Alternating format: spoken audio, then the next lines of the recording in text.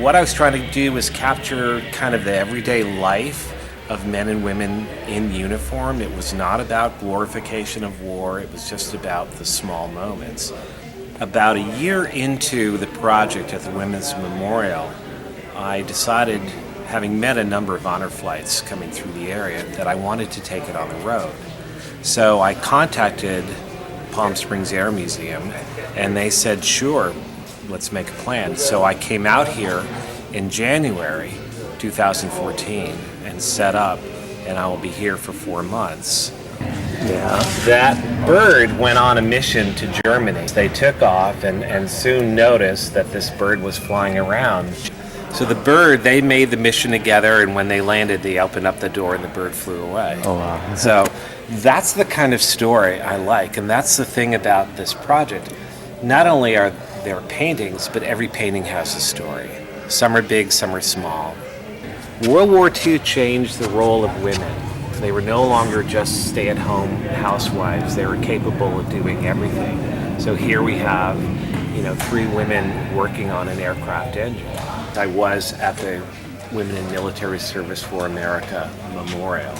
And where is that memorial? Arlington Cemetery. Oh. And one day, this young man came in and very enthusiastically leaned on my table and said, I have a cool picture of my great-grandmother and her identical twin sister. They were Rosie the Riveters. Mm-hmm. And I thought, well, they're not military.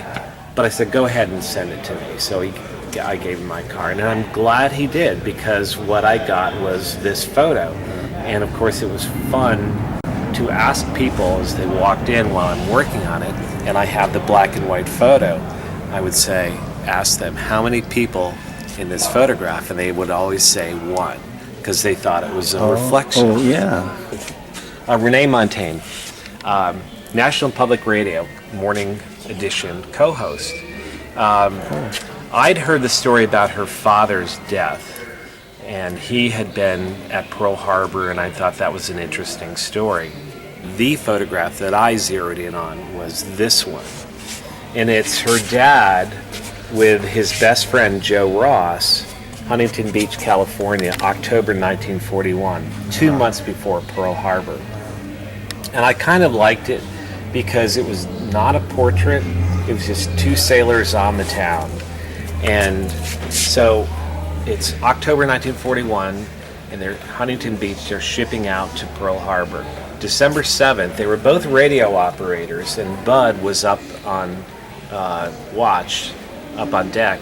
Joe was below deck and was killed when the USS California, their ship, was torpedoed. The I guess full circle to the story is that when Bud died, he was also buried at the Punch Bowl within 100 feet of Joe. So Renee said to me, I felt my father's spirit coming out of the grave and joining Joe. So that was a nice story. It's horrible when you think about all she went through, and there are still people, it's every single day while I'm here at the easel. Out of the corner of my eye, I see people linger here for 5 minutes reading this, and if they're with somebody else, they turn around, you have to read this, they say. Yeah. So Eva Taguri, in short, was born in California, a graduate of UCLA, and it was only because her mother sent her over to Tokyo in July 1941 to look after a sick aunt that her whole tragedy started. And in short, MacArthur said she never uttered anything that was treasonous. The irony was she was born on the 4th of July. Again, I was working from a black and white photo, but the choices of color were intentional, painting her in red, white, and blue. The West Coast Japanese Americans who were sent off to internment camps. Ultimately, 10 internment camps were set up. Most of the Japanese lost everything. So I chose to do this painting based on a photograph of a little girl, and I took the fear out of the photograph of the little girl. I just wanted to show bewilderment, and yet she's seen clutching a half-eaten apple in her little purse, probably her only possessions. When the late Senator Inouye died, I did his portrait. After the painting was finished, I made a photocopy and mailed it to Bob Dole because I knew they were best friends. And they had met in the hospital in World War II. Bob Dole, while they were convalescing, said, "I'm going into politics, you should too." So, ironically, they were in different camps, different political parties, but they remain lifelong friends. Well, I always pair the two together. I always make sure that they hang together. And then there's the recent movie that came out called Monuments Men. One of the central characters was this kind of, as James Rorimer, one of the Monuments Men in the book says, when he met Rose Vaillant, who worked at the Jeu de Paume Museum, she was just a matronly middle-aged woman, not Kate Blanchett. So a friend who had actually loaned me the book said, "You have to paint Rose." Oh, okay. So this is Rose Vaillant, a very nondescript, and she ended up earning the Legion of Honor medal. One of the things I hear a lot from the public is he never talked much about it, quote unquote, every single day. And that history is being lost.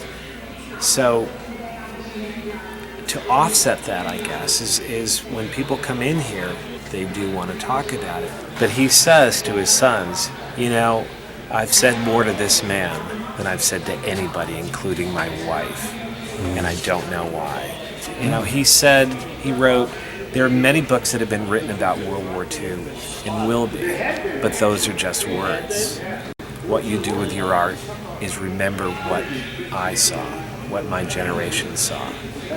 So I did the painting, and he said, my dad teared. I've never seen my dad cry. My dad teared up.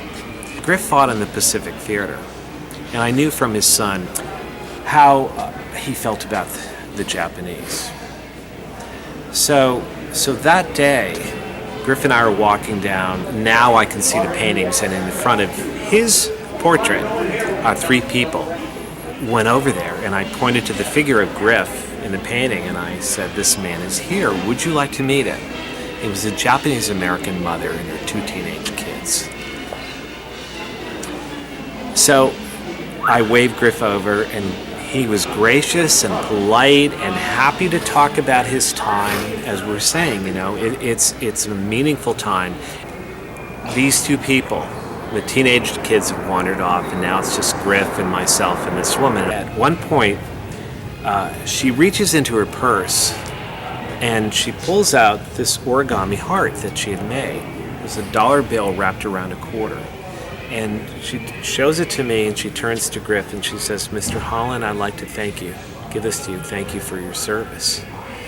And the look on his face was overwhelming. He had no response. And I just said, "Don't go anywhere. I'm going to get my camera." And there are times when I tell that story, I choke up because I know what a powerful moment that was. And that was really when it cemented for me why I'm doing this. That I do feel like there's some serendipity, there's some mission to this, and I'm still puzzling it. And I started the project, the tour, calling it a tour, World War II Portrait Tour. I call it the World War II Portrait Journey because from day one, I started blogging about the interactions that I witnessed. Every place I've gone, they've extended the stay, as Fred Bell has done here. Not only has he extended it another month, he said, plan on wintering here. And also, as he says, what you're bringing here is the human element that complements the physical, the machinery that all these people were a part of.